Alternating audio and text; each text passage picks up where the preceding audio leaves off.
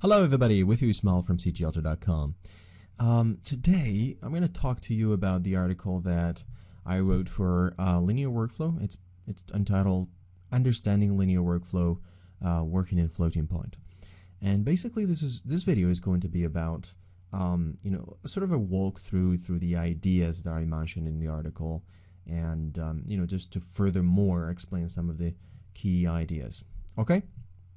And also maybe to show you some practical stuff, visually, visual aids, so that you won't forget some of the stuff mentioned. And also, to remove confusion. All right, so before we get started, I just want you to go ahead and read the article, okay? Go to this link and read the article because I want you to have some ground information so that we can be in the same page, right? So yeah, go ahead and if I were you, I would read it 3 times, take some notes, and so do that. All right, so I hope that you've read the article. I assume that you read the article. Now let's go ahead and talk about the ideas mentioned here. So basically what I'm going to talk about in this video is linear workflow, color management, what it is, what value it would bring to your workflow, and also, just to remove some kind of confusion about things.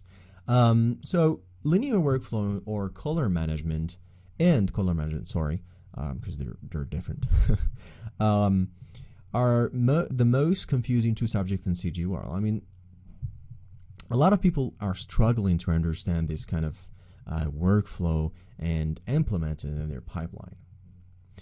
What I want you to know is that, let's start with the bad news, and let's go to the good news after that, because the good news will be like all of the rest of the video.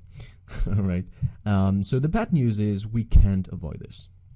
Unfortunately, we can't avoid this. If you want neutral lighting, neutral shadows, neutral stuff in your scene, and basically there's no way to do it unless it's through linear workflow, really. Like if you want realistic scenes, realistic lighting, realistic colors, realistic textures, because the problem with non-linear workflow is that you get unrealistic result, dark scenes, blown out highlights, a lot of textures that doesn't match the original texture that you downloaded, right? Sometimes you're using a wood texture, for example, and I'm just going to show you an example here. So in this illustration, or this render, the texture right here is really dark, and we get clipping. What do we get as well? Especially after color operations, right? After you're doing curves and after you're doing levels in Photoshop. But here it's fine, even after doing a little bit of a color operation, really. So and here in this example we have the wood that matched the reference. This is really important. So this is why linear workflow is important. So basically we can't avoid this, right? I mean, we can't not consider color management in gamma throughout the process of linear workflow. So gamma is basically part of the linear workflow. Linear workflow is like the process, and gamma is part of the process. It's part of the things that you should consider when doing your renderings, when you're doing your compositing, and when you're working with files out of, files, JPEGs basically, that has 2.2 gamma encode in it. So why linear workflow? Why non-linear workflow? Well, before we get started, I just want you to know something. Linear workflow means correct math. Okay, so basically to talk about math, let's talk about digital photography, and we're going to understand bit by bit this kind of thing. So I always go back to photography when it comes to 3D applications, as they operate the same. If you think about photography for a moment, photographers, for example, if you have a wedding photographer, prefer to work with RAW over JPEG because He rather preferred to work with RAW, then later on he can do post-production and have full control. Not full control, but anyways, sometimes they have to take two kind of ISO shots to really have the complete control after they're taking the shot. But just to really like give you the idea here, shooting in RAW will give them a chance to really not mess up, right?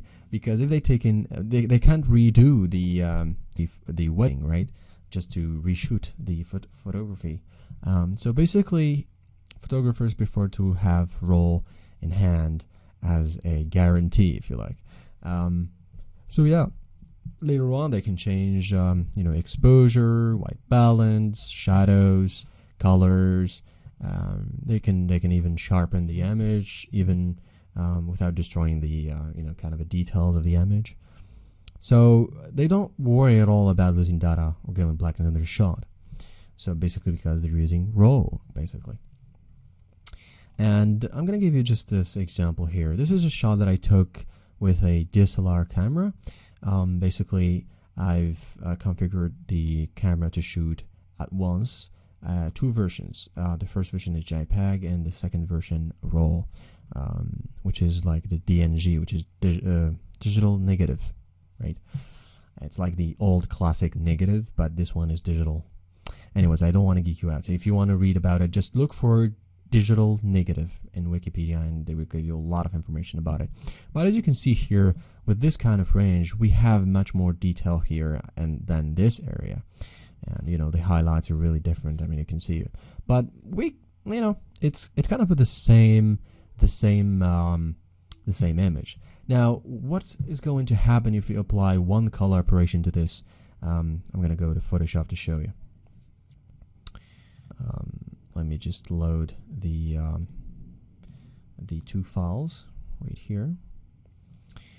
All right. Okay.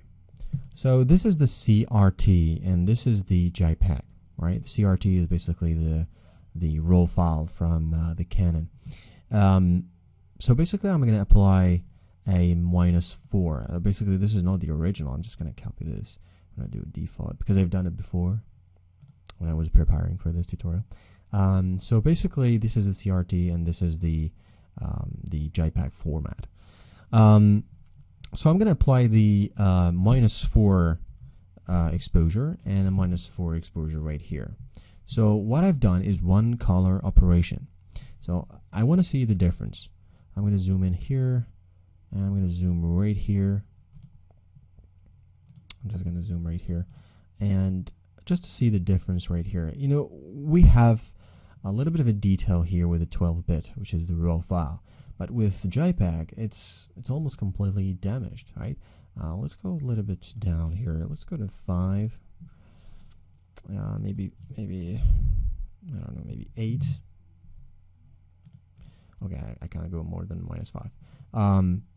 Let's go with -5 here. Okay. So basically, you see the difference. I mean, this one is completely flat, right? If we look at this area compared to this area right here, I mean, here we can see a little bit of a detail with the 12-bit, but with the 8-bit, it's completely gone. Actually, we don't have the detail at all, right? And the same, it becomes really flat, and it's not as this one high dynamic, right? So it's a lot more range. And speaking of range, I'm just going to show you an example here, and why we have this kind of a result right here versus this kind of a result.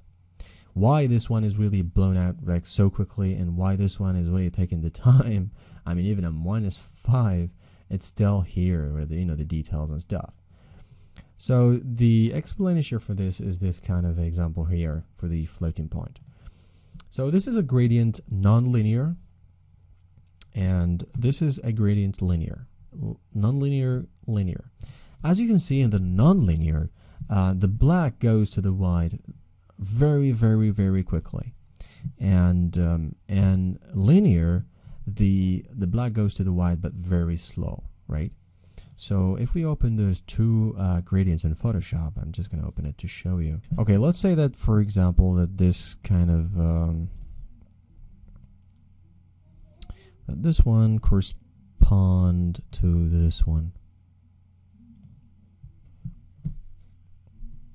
Okay, let's say that this area here correspond to this one. So basically, in the nonlinear, which is the one in the top, the gradient in the top, basically it's going very quickly to this kind of color, to this color. That's why actually when we use just -5 for the other example that I showed you earlier, it became it completely destroyed the details and it become flat and we get clipping. And for linear, basically, we have a lot more range, especially if it's 32-bit. Now, we have just 16-bit or 12-bit for the photography, but for 3D, we have 32-bit to work with. So basically, the range, as you can see here, and I'm not sure, I mean, just my eye, but anyways, I don't have microscopic eye, but basically, this one could correspond to this one, actually, not this one. So as you can see, we went to this color very slow. Like this one has to go like very quickly. Like it went very quickly to this color at -5. That's why we get clipping, we get unrealistic results in 3D scenes and stuff. So the same thing happened in 3D applications in 3ds Max. It could be in Maya, Cinema 4D. It's the same thing. Okay, let's go back to the example here. I'm going to show you this example to furthermore understand this kind of effect. Basically, the kind of a gradient nonlinear, which is the first one, is basically this kind of range to work with. And I created this this cup test here, or this cup example, because this is how I see it in my head. Basically, in linear, I have this full kind of cup to work with. But in nonlinear, we have just this small range to work at, maybe less than that, I don't know. And yeah, this is tinted. Yeah. Okay, so here's another example. This is the original footage. And okay, so what I've done basically is that I created a 32-bit file out of this original footage, the JPEG, and I created another one with an 8-bit float, right? And basically, you can do that pretty easily, but just go in here. 1 second, I'm just going to delete those. When you create a new file, you can switch it to 32-bit or 8-bit. So what I've done is I created the first one with 32-bit and the second one with 8-bit, and I saved those two. Now this one I saved it as a TIFF, and this one as a 8-bit. But after one color operation, which is adding exposure, basically this one isn't clamping, but this one doing the same amount of exposure, it went clamping. And why? Well, because of the gradient that I showed you before. Now it's not because of the gradient, it's just because of the principle of the gradient, right? I don't want to geek you out, so basically just to really understand this, you have less range to work with here than versus this right here, okay? Okay, so now what next? Now we're going to talk about color mapping, which is really important in V-Ray.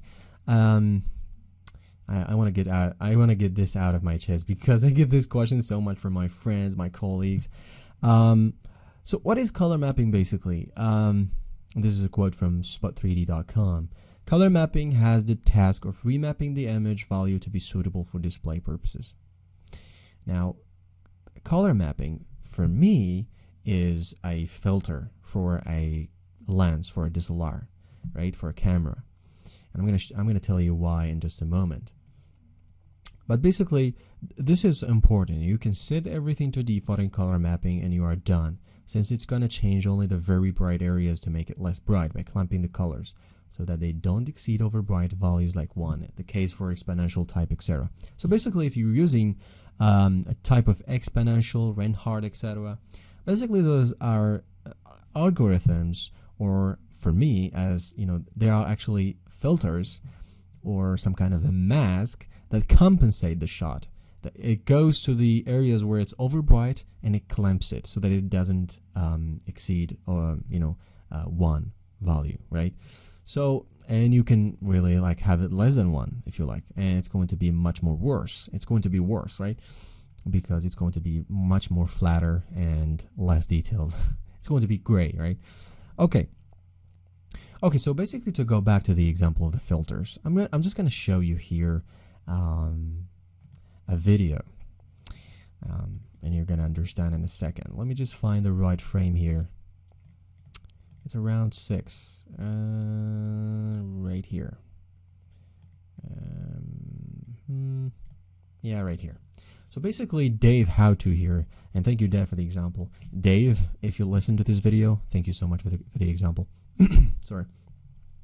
So basically, Dave, what he was doing here is showing us how to compensate a scene. Basically, he's going to be sitting in this area. So he's using this avatar as an example to really compensate the shot. What he have now is a DSLR shooting this video with a 24 image per second, framing. Basically, 24 per second, basically, we have to choose double of the shutter speed. So basically, it's going to be 50.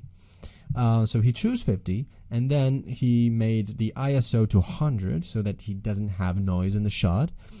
Now, the shot looks really okay. But now, he wants to change the aperture. Why? Because he wanted a little bit of a depth of field here, like a blurry effect, cinematic look in the background. But he's going to be in focus, so he's going to be sharp and clear. So basically, when he did that, he had kind of overexposed areas all over. So what is the solution? The solution, basically, he added kind of a filters to his shot, and this is kind of a glass that you add in top of the lens so that you get over compensation in your shot, right? So I'm just going to show you how he did it here. So 1 second. Voila. So he's actually placing kind of a filter just to compensate, and then he gets this kind of effect. So basically, he have the shallow effect, if you like, the film look at the background. He's not over bright. He's in focus, and he's using 100 as an ISO and shutter speed 50. So this is what color mapping does as well. So if we go back here to the examples, if you have color mapping and type as linear, you get this overbright in the windows. If you use the exponential type, basically it's a filter. And this filter is basically what it's going to do is it's going to analyze where there is overbright areas, and it's going to make it, compensate it and make it more appealing. So it's basically a choice. It's up to you. If you want this, do that. But basically this is going to clamp your output, and it's not good for compositing. The method that I use basically is this one, the linear. I let everything by default. I choose linear as a type for color mapping or tone mapping. And then later on in Photoshop or After Effects, Shake, Nuke, or whatever, you can change the tone mapping. Actually, there's kind of tools for that. And also, if you use multipass compositing, you have much more control than that, actually. You don't care at all about those kind of overbright areas, actually, because you have the light pass as a separate pass, sorry. So, yeah, this is what it is.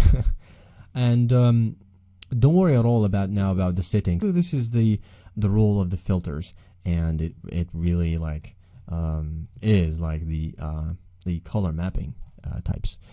All right, so now